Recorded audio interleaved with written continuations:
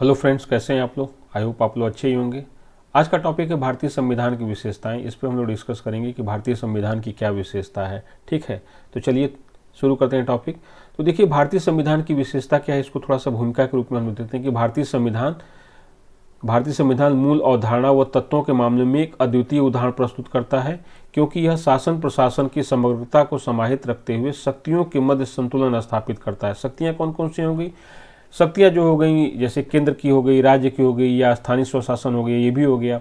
फिर बाकी विधायिका, कार्यपालिका और न्यायपालिका भी हो गई। इनके सभी के मध्य क्या करता है, ये संतुलन स्थापित करता है। और ये क्या है, अद्वितीय उदाहरण प्रस्तुत करता है। भाई मतलब ठीक है, भारतीय संविधान क्या करता है कि लिखित संविधान है, विशाल है, इसमें सभी प्रकार के उल्लेख किए गए हैं। तो हम लोग धीरे धीरे इसकी विशेषताएं देखते हैं। पहली विशेषता क्या है कि ये बहुत बड़ा है, विशाल एवं विस्तृत तथा लिखित संविधान है। ठीक है, तो पहली विशेषता क्या है कि विशाल है, विस्तृत है, लिखित संविधान है। ये इसकी विशेषता भी है और इसी के आधार पर आलोचना भी की जाती है। तो देखिए, यह विश्व का सबसे विस्तृत लिखित संविधान है। इसमें 395 अनुच्छेद, 22 भाग व 12 अनुसूचियां हैं। ठीक है, अनेक संशोधनों के बाद गणना की दृष्टि से, याद रखिएगा, गणना की दृष्टि से प्रस्तावना तो है ही, प्लस 470 अनुच्छेद हैं। ये मूल संविधान में 395 अनुच्छेद थे, इन्हीं में संशोधन करके कई उपबंध जोड़े गए हैं। ठीक है, तो कई उपबंध जोड़े गए हैं, तो गणना की दृष्टि से ये कितने हो गए हैं, 470।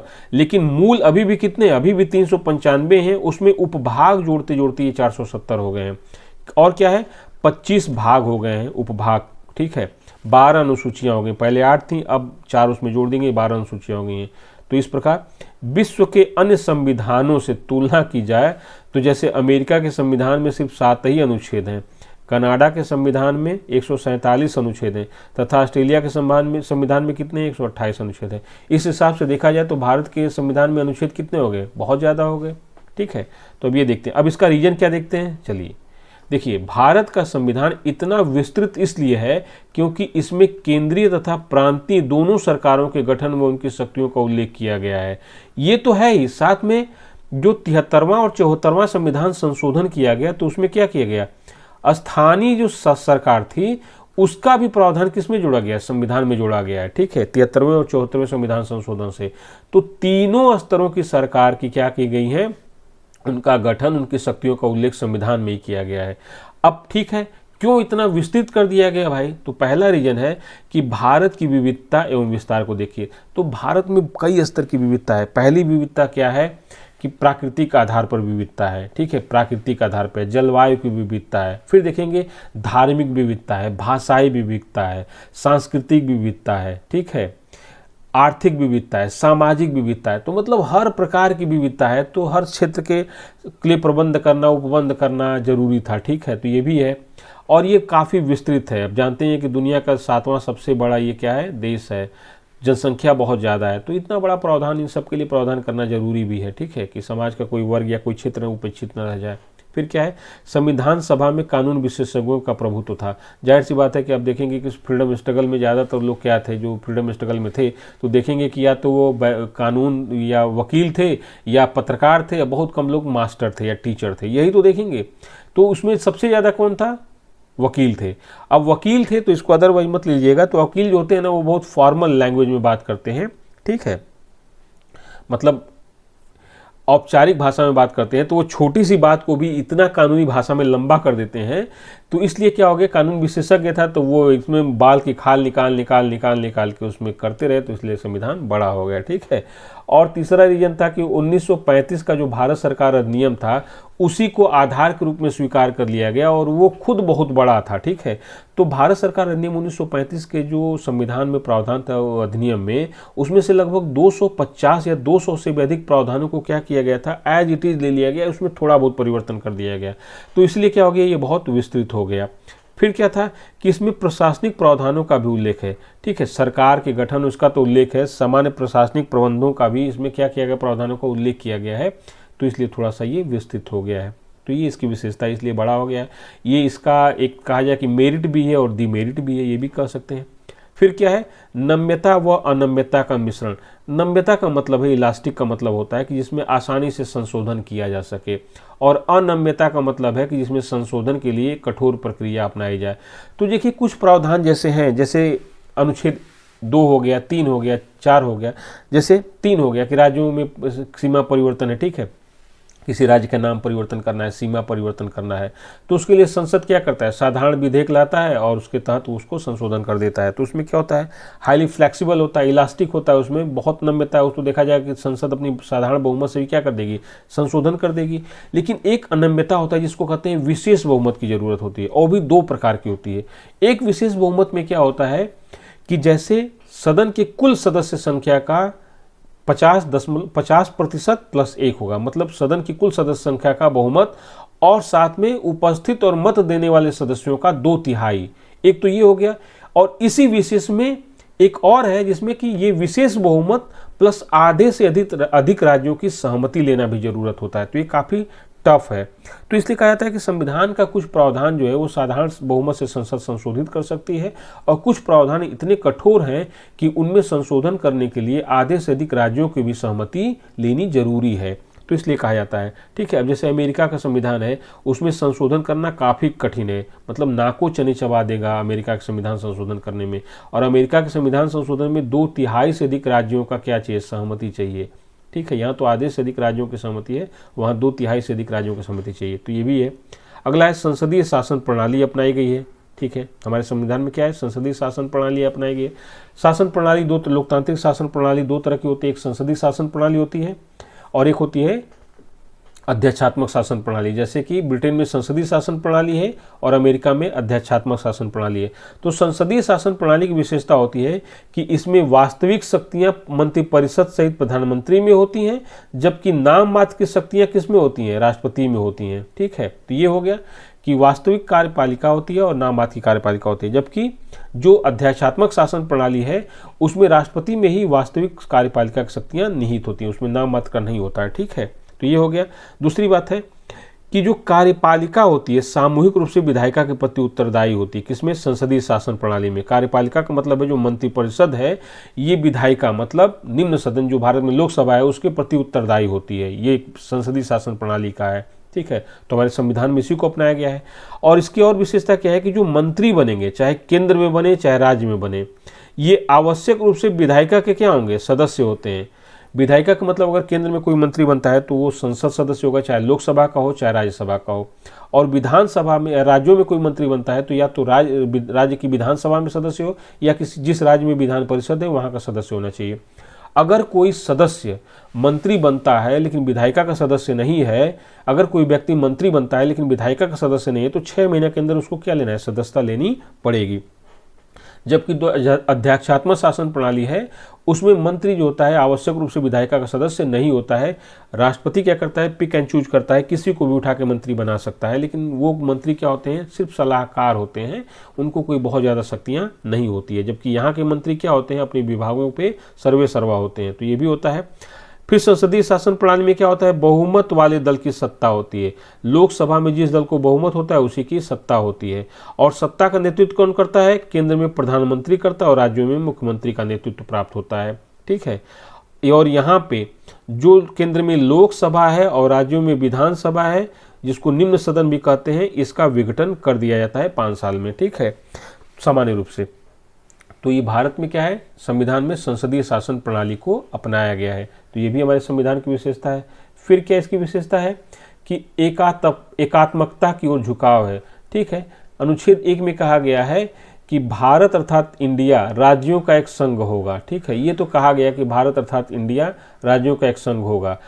इसको इंग्लिश में क्या गया है, India that is Bharat shall be A union of state, union of state, ये है। अब ठीक है, ये चीज़ तो है ही कि ठीक है, थोड़ा सा संघीय व्यवस्था लाई गई है। अब इसमें संघीय व्यवस्था के क्या क्या लक्षण हैं तो ये भी देख लेते हैं। जैसे शक्तियों का विभाजन किया गया है। शक्तियों का विभाजन मतलब केंद्र की शक्तियां, राज्यों की शक्तियां, इनका विभाजन कर दिया गया है, ठीक है, ये भी हो गया है। संविधान की सर्वोच्चता स्थापित की गई है कि संविधान सर्वोच्च है। स्वतंत्र न्यायपालिका है, मतलब न्यायपालिका पे न तो विधायिका न तो कार्यपालिका का किसी प्रकार का दबाव है। 2 सरकार होती हैं, केंद्र की और राज्य की अलग सरकारें, हालांकि स्थानीय सरकार भी आ गई है। फिर संविधान की कठोरता है, संविधान के बहुत से प्रावधान क्या है, इनमें संशोधन करना आसान नहीं है। फिर लिखित संविधान है, ये किसके हैं, ये संघीय व्यवस्था के लक्षण हैं। अब आते हैं एकात्मकता के क्या क्या लक्षण है भारत में, उसको देखते हैं। तो इसमें क्या किया गया है, एक सशक्त केंद्र है। अब देखिए यहाँ पे जो दो यूनिट है जैसे केंद्र और राज्य, लेकिन राज्यों का अस्तित्व पूरी तरह से केंद्र पर निर्भर है। अगर केंद्र चाहे तो राज्यों के अस्तित्व को मिटा सकता है, मतलब नेस्तनाबूद कर सकता है। और देखेंगे कि नए राज्यों का निर्माण, पुराने राज्यों का विलय, ये सब चलता रहा है। तो भारत में जो है केंद्र सशक्त है, वो राज्यों के अस्तित्व को मिटा सकता है और राज्यों के नाम परिवर्तन कर सकता है, उनका क्षेत्र परिवर्तन कर सकता है, कुछ भी कर सकता है। फिर क्या है, और ये भी जान लीजिए कि राज्यों की बिना सहमति से भी कर सकता है वो, ठीक है। फिर क्या है, एकल नागरिकता है, जबकि जो अमेरिका है जो संघीय व्यवस्था वाला है वहाँ पे दोहरी नागरिकता है, संघ की अलग नागरिकता है और राज्य की अलग नागरिकता है। लेकिन भारत में क्या है, एकल नागरिकता है, यहाँ पे राज्यों की कोई नागरिकता नहीं है। और क्या है, एकल संविधान है, मतलब एक ही संविधान है जो केंद्र के लिए भी है और राज्यों के लिए भी है। जबकि अमेरिका में क्या है, राज्यों का अलग संविधान है और केंद्र का या संघ का अलग संविधान है। भारत में ऐसा नहीं है। फिर क्या है, संविधान का लचीलापन, जैसे भारत के संविधान में क्या है, बहुत से प्रावधान है जिनमें केंद्र चाहे तो संशोधन कर सकता है, लेकिन यूएसए में ऐसा पॉसिबल नहीं है, वहाँ पे राज्यों की सहमति लेना आवश्यक है। फिर क्या है, एकीकृत न्यायपालिका है।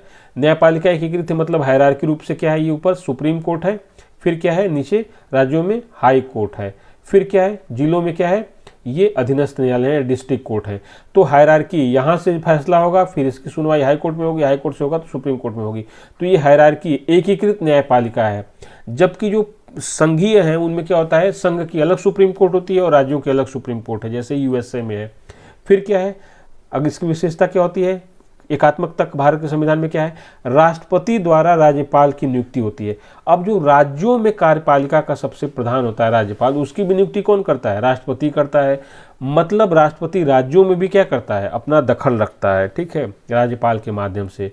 तो एकात्मकता में भी हो गया। फिर क्या, अखिल भारतीय सेवाएं हो गई। अखिल भारतीय सेवाएं, इन सेवाओं के लिए जैसे यूपीएससी है ना, संघ लोक सेवा आयोग, ये क्या करता है, आईएएस है, आईपीएस है, आईएफएस, इंडियन फॉरेस्ट सर्विस, इनकी नियुक्ति करता है। और काम कहाँ करते हैं, ये केंद्र में भी करते हैं, राज्यों में भी करते हैं। तो अखिल भारतीय सेवाओं के माध्यम से भी क्या करता है, केंद्र राज्यों में दखल रखता है। फिर आपातकालीन प्रावधान जो है, जैसे भारतीय संविधान के अनुच्छेद 352 में है, ठीक है, 356 में है और 360 में है, ये आपात उपबंध है। तो ये आपातकाल में क्या करता है, केंद्र राज्यों के राज्य सूची के विषयों पर भी कानून बना लेता है, या राज्य की जो कार्यपालिका उसको भी अपने हाथ में ले लेता है। तो ये भी एक प्रावधान है जो किस क्या है, एकात्मकता की ओर झुकाई दिखते हैं भारतीय संविधान के, ठीक है। यही कारण है कि भारतीय संविधान का वर्णन विभिन्न विद्वानों ने अलग अलग प्रकार से किया है। जैसे प्रोफेसर केसी हेयर हैं, इन्होंने कहा था कि भारतीय संविधान अर्धसंघीय है, ठीक है, ये याद रखिएगा। फिर सर आइवर जेनिंग्स ने कहा था कि यह एक ऐसा संघ है जिसमें केंद्रीकरण की सशक्त प्रवृत्ति है। भारत के संविधान के बारे में कहा था इन लोगों ने, ठीक है। चलिए, फिर क्या है, एकीकृत व स्वतंत्र न्यायपालिका है। एकीकृत भी है और स्वतंत्र न्यायपालिका है। देखिए, भारतीय संविधान में एकीकृत व स्वतंत्र न्यायपालिका का प्रावधान किया गया। एकीकृत का मतलब हो गया कि हायरार्की से ऊपर से सुप्रीम कोर्ट, हाई कोर्ट और अधीनस्थ न्यायालय, मतलब इस तरह से पिरामिडी संरचना पाई जाती है। सबसे ऊपर पे कौन है, सुप्रीम कोर्ट है, फिर ये राज्यों में क्या है, हाई कोर्ट है, फिर जिला पे क्या है, डिस्ट्रिक्ट, ये जितने भी कोर्ट हैं ये सब है, ठीक है। तो ये भी है। भारतीय न्याय व्यवस्था में सर्वोच्च न्यायालय शीर्ष पर है, इसके नीचे उच्च न्यायालय, फिर अधीनस्थ न्यायालय, जो मैंने आपको बताया था। भारतीय संविधान में न्यायालय की स्वतंत्रता सुनिश्चित करने के लिए अनेक प्रावधान किए गए हैं। तो ये न्यायपालिका की स्वतंत्रता सुनिश्चित करने के लिए क्या किए गए हैं, अनेक प्रावधान किए गए हैं। जैसे न्यायाधीशों की नियुक्ति जब कोलेजियम करेगा, उसमें कार्यपालिका और विधायिका का कोई हस्तक्षेप नहीं होता है। फिर न्यायाधीशों के जो वेतन और भत्ते हैं उनमें कोई अलाभकारी परिवर्तन भी नहीं किया जा सकता। फिर पदच्युति संबंधी प्रावधान जो किया गया है कि न्यायाधीशों की पदच्युति जो हटाने के लिए संसद में क्या होगा, एक महाभियोग लाया जाएगा, नहीं तो ऐसे नहीं हटा सकते हैं। फिर क्या है, विधायिका में न्यायाधीशों के कामकाज की चर्चा नहीं होगी। जो लोकसभा है या राज्यसभा है, फिर राज्य की विधानसभा या विधान परिषद है, उनमें न्यायाधीशों के कामकाज पे कोई चर्चा नहीं होगी। फिर क्या है, ये जो न्यायालय है अपनी अवमानना के लिए दंड भी दे सकती हैं। मतलब ये न्यायालय जो है अपनी अवमानना के लिए क्या कर सकती हैं, दंड भी दे सकती हैं कि अगर इनके बारे में 3-5 की इनके निर्णय को आपने आलोचना किया या इनकी निंदा की, तो इसके लिए भी ये क्या कर सकते हैं, अवमानना का दंड दे सकते हैं। फिर क्या है, जो न्यायाधीश हैं ये सेवानिवृत्ति के बाद अदालत में कार्य नहीं करेंगे। जैसे सुप्रीम कोर्ट का अगर जज है तो वो किसी भी न्यायालय में काम नहीं करेगा, लेकिन अगर हाई कोर्ट का जज है, अगर रिटायर होता है तो जिस हाई कोर्ट में उसने जॉब किया वहाँ नहीं कर सकता है, सुप्रीम कोर्ट में आके कर सकता है, ठीक है। तो ये चीज़ है। यूएसए में संघ अलग तथा राज्यों की अलग सर्वोच्च न्यायालय, ये याद रखिएगा। भारत में क्या है, सर्वोच्च न्यायालय सिर्फ एक ही है, जबकि यूएसए में क्या है, यूएसए मतलब संयुक्त राज्य अमेरिका में संघ की अलग सुप्रीम कोर्ट है और राज्यों की अलग सुप्रीम कोर्ट है, तो ये भी विशेषता है। फिर क्या है भारतीय संविधान की, कि यहाँ के संविधान में मूल अधिकार दिए गए हैं। तो देखिए जो प्रारंभिक संविधान था या जो मूल संविधान था उसमें 7 प्रकार के मौलिक अधिकार थे, फंडामेंटल राइट्स थे, लेकिन 44वें संविधान संशोधन द्वारा संपत्ति के अधिकार को हटा दिया गया। तो अब कितने प्रकार के मूल अधिकार हैं, 6 प्रकार के मूल अधिकार हैं, जिनका उद्देश्य क्या है, राजनैतिक लोकतंत्र की भावना को प्रोत्साहित करना। यह राज्य की कार्यपालिका व विधायिका के मनमाने कानूनों पर रोक लगाते हैं। कौन, मूल अधिकार। मूल अधिकार क्या है, राज्य की सीमा को या राज्य के अधिकार को सीमित करते हैं, तो याद रखिएगा। फिर क्या है, नागरिकों के मूल कर्तव्य जोड़े गए हैं। ये क्या किया गया है, सरदार स्वर्ण सिंह समिति की रिपोर्ट पर 42वें संविधान संशोधन द्वारा क्या किए गए थे, संविधान में 10 प्रकार के मूल कर्तव्य जोड़े गए थे। फिर 86वें संविधान संशोधन द्वारा एक 11वां मूल कर्तव्य जोड़ दिया गया। जब मूल कर्तव्य होगा वहाँ पे हम लोग डिटेल से देखेंगे। तो मूल कर्तव्य भी है भारतीय संविधान में।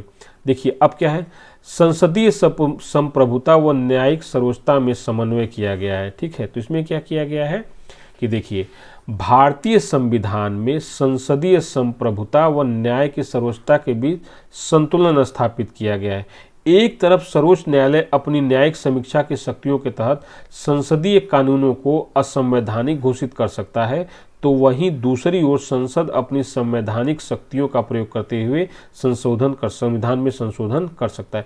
जैसे कोई भी अनुच्छेद 13 में राज्य की जो परिभाषा दी गई है कि राज्य कोई ऐसा कानून नहीं बनाएगा, तो उस तरह से राज्य कोई भी ऐसा कानून बनाता है जो लोकतांत्रिक मूल्य या संविधान की मूल भावना के खिलाफ है। ठीक है, तो सर्वोच्च न्यायालय क्या कर सकता है कि न्यायिक समीक्षा जो शक्ति है उसके तहत उसको क्या कर सकता है, गैर संवैधानिक घोषित कर सकता है। ये न्यायपालिका कर सकती है। संसद क्या कर सकती है कि संविधान के किसी विभाग में संशोधन कर सकती है, बस ये रखना है कि संविधान का मूल ढांचा परिवर्तित न हो। तो याद रखिएगा, एक तरफ सर्वोच्च न्यायालय भी शक्तिशाली है, दूसरी तरफ संसद भी शक्तिशाली है।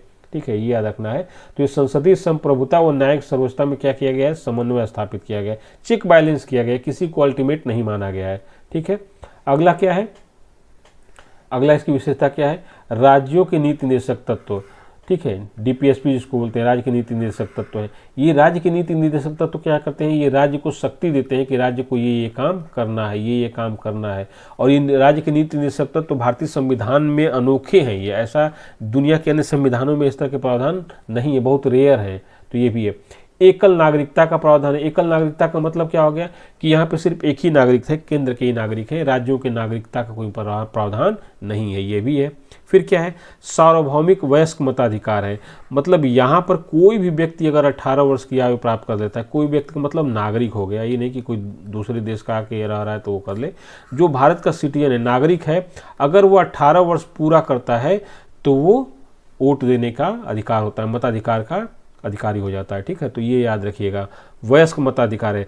किसी भी आधार पर भेदभाव नहीं है, ना तो संपत्ति के आधार पे है, ना तो रंग के आधार पे, ना तो धर्म के आधार पे, ना तो जात के आधार पे है, किसी आधार पर भेदभाव नहीं है। तो याद रखिएगा। फिर क्या है, आपातकालीन प्रावधान है। अभी हमने बताया कि अनुच्छेद 352, 356 और 360 के तहत क्या किया गया है, आपातकालीन प्रावधान किया गया है। इसको हम लोग विस्तृत सब जितने टॉपिक्स होंगे वहाँ पे देखेंगे।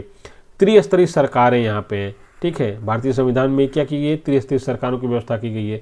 केंद्र की सरकार है, राज्य की सरकार है और स्थानीय स्वशासन है, जो 73वां संविधान संशोधन और 74वां संविधान संशोधन द्वारा जोड़ा गया है। तो ये भी है। फिर क्या किया गया है, सहकारी समितियाँ। ठीक है, 97वें संविधान संशोधन अधिनियम के द्वारा क्या किया गया है, सहकारी समितियों को संवैधानिक दर्जा प्रदान किया गया है। ठीक है, तो याद रखिएगा, सहकारी समितियाँ भी हैं। फिर क्या है, संविधान के विभिन्न स्रोत हैं। तो भारत का जो संविधान है, एक इसलिए कहा जाता है कि ये उधार का संविधान है या इस तरह का है, तो उसका रीजन ये है कि भारत के संविधान के लिए विभिन्न स्रोतों का सहारा लिया गया है। 1935 का भारत सरकार अधिनियम तो था ही, प्लस दुनिया के अन्य संविधानों को भी देखा गया, वहाँ से जो अच्छा लगा उसको भारतीय संविधान में शामिल किया गया है। तो नेक्स्ट लेक्चर में हम लोग देखेंगे कि भारत के संविधान के विभिन्न स्रोत कौन कौन से हैं, उसको हम लोग नेक्स्ट लेक्चर में देखेंगे। फिर आते हैं हम लोग, एक टॉपिक और है इसमें कि संविधान की आलोचना किस आधार पर की जाती है। तो पहला तो कहा जाता है कि ये उधार का संविधान है, ठीक है, मतलब ये दुनिया के हर जगह से कुछ न कुछ प्रावधान लिया गया है, कुछ मौलिक नहीं है। तो इसकी आलोचना या इसका जवाब देते हुए डॉक्टर बी आर अम्बेडकर ने कहा कि इसमें कोई बड़ी बात नहीं है, उधार का संविधान लेने की कोई बड़ी बात नहीं है। दुनिया से कहीं से भी अच्छी चीज़ें मिलती हैं तो हमें समाहित करके बनाना था, ये थोड़ी था कि हमको मौलिक बनाना है, हमें तो अच्छा बनाना था, कहीं से मिल जाए। और सही बात भी है कि किसी देश से अगर कोई प्रावधान अच्छा लग रहा है, मिल रहा है, भारत की परिस्थितियों से समायोजित है, अनुकूल करता है, तो उसको लेने में बुराई नहीं है। ठीक, फिर क्या आरोप लगाया जाता है कि भारत सरकार अधिनियम 1935 के अधिनियम की क्या है, ये कार्बन कापी है। 1935 का जो अधिनियम था उसी की कार्बन कापी है। तो मैं आपको पहले ही बता चुका हूँ कि 200 से अधिक अनुच्छेद क्या किए गए थे, 1935 से ही ले लिए गए थे, थोड़ा बहुत संशोधन करके। तो इसमें बुराई क्या है भाई, हम उस अधिनियम के जो ब्रिटिश सरकार थी, संसदीय शासन व्यवस्था थी, 1773 से ही धीरे धीरे हम क्या कर रहे हैं, चार्टर एक्ट या रेगुलेटिंग एक्ट से जितने भी प्रावधान हो रहे हैं उससे हम परिचित होते जा रहे हैं, अभ्यस्त होते जा रहे हैं। और अगर अंग्रेज लेकर आए भी 1935 का अधिनियम तो उसकी कार्बन कॉपी करने में क्या बुराई है। ठीक है, फिर क्या है, आलोचना की जाती है कि गैर भारतीय है। गैर भारतीय का मतलब है कि ये भारतीय परिस्थितियों से या भारतीयता से मैच नहीं करता है। ठीक है, यहाँ की संस्कृति से, यहाँ से मैच नहीं करता है। तो अब इसका जवाब तो ये दिया जा सकता है कि आलोचना करना है तो कुछ भी कर सकते हैं, गैर भारतीयता और गैर भारतीय है तो इसको कह सकते हैं, लेकिन ऐसा कुछ नहीं है, परिस्थितियाँ होती हैं। ठीक है, चलिए, ये भारतीय भी है और भारतीयता विरोधी भी नहीं है। ठीक है, तो ये याद रखना कि ये आलोचना जो की गई है ये एक तरह से हम लोग, अब चूंकि करना है तो भाई कुछ भी कहा जा सकता है। फिर कहा जाता है ये गांधीवाद विचारधारा से दूर है। ठीक है, कि गांधी जैसा भारत चाहते थे उसकी विचारधारा से दूर है। हालांकि इसको पूरी तरह से नहीं कहा जा सकता है, क्योंकि जो डीपीएसपी है, राज्य की नीति निर्देशक तत्व हैं, उसमें बहुत से ऐसे प्रावधान किए गए हैं जो गांधीवादी विचारधारा से मेल खाते हैं। फिर 73वां संविधान संशोधन है, वो भी गांधीवादी विचारधारा से क्या करता है, मेल खाता है। ठीक है, तो बहुत से प्रावधान है जो गांधीवादी विचारधारा से मेल खाते हैं, ऐसा नहीं है कि गांधीवादी विचारधारा से दूर है। हालांकि ये हूबहू गांधी विचारधारा को फॉलो नहीं करता है। फिर क्या है, ये महाकाय आकार है, मतलब बहुत विस्तृत है। तो ये विस्तृत होना कोई बुराई थोड़े है। ठीक है, विस्तृत है तो इसका मतलब बुराई नहीं, ये तो हमारे संविधान निर्माताओं की एक तरह से कहा जाए कि उनकी दूरदर्शिता थी कि वो चाहते थे कि हम ऐसा संविधान बनाएं जिसमें जितने भी लूप होल्स हों उनको पहले ही सॉर्ट आउट करने का कोशिश किया, इसलिए बड़ा हो गया। फिर केंद्र की शक्तियाँ, राज्यों की शक्तियाँ हैं, फिर विधायिका की व्यवस्था है, उनके प्रावधान है, फिर कार्यपालिका का प्रावधान है, फिर न्यायपालिका का प्रावधान है। तो बहुत से प्रावधान करने में इतना आकार बड़ा हो गया तो कोई बुराई नहीं है। फिर कहा जाता है वकीलों का स्वर्ग है। जाहिर सी बात है कि जब बनाने वालों में सबसे ज़्यादा वकील होंगे तो अपने अकॉर्डिंग ही तो बनाएंगे, तो वकीलों का स्वर्ग होना कोई बड़ी बात नहीं है। हालांकि एक तरह से होता है कि बहुत ज़्यादा कानूनी पछड़ा इसमें है, लेकिन ये कोई बुराई नहीं है। ठीक है, जितनी चीज़ें क्लियर हो जाए उतना ही अच्छा है। भारत के संविधान में बहुत से ऐसे शब्द जोड़े गए हैं जो दुअर्थी लगते हैं या उनके अर्थ कई निकाले जा सकते हैं, तो इस तरह से इसकी आलोचना की जाती है, लेकिन कोई बहुत ज़्यादा इसकी आलोचना नहीं की जा सकती भारतीय संविधान की। और जाहिर सी बात है कि भारतीय संविधान का अंतिम स्रोत क्या है, भारत की जनता है। तो संविधान की आलोचना करने का मतलब है कि भारत की जनता क्या की है, गलत संविधान निर्माण किया है, तो हम भी तो उसमें भागीदार हो गए। तो इसलिए ये आलोचनाएं जो हैं की जा सकती हैं, लेकिन कोई प्रासंगिक आलोचनाएं नहीं है। ठीक है, तो ये संविधान का चैप्टर हम लोगों ने देख लिया। इसका मुख्य विषय था भारतीय संविधान की विशेषताएं। ठीक है, तो इन विशेषताओं को हम लोगों ने देख लिया। चलिए फिर मिलते हैं नेक्स्ट डे नेक्स्ट लेक्चर के साथ। Thank you.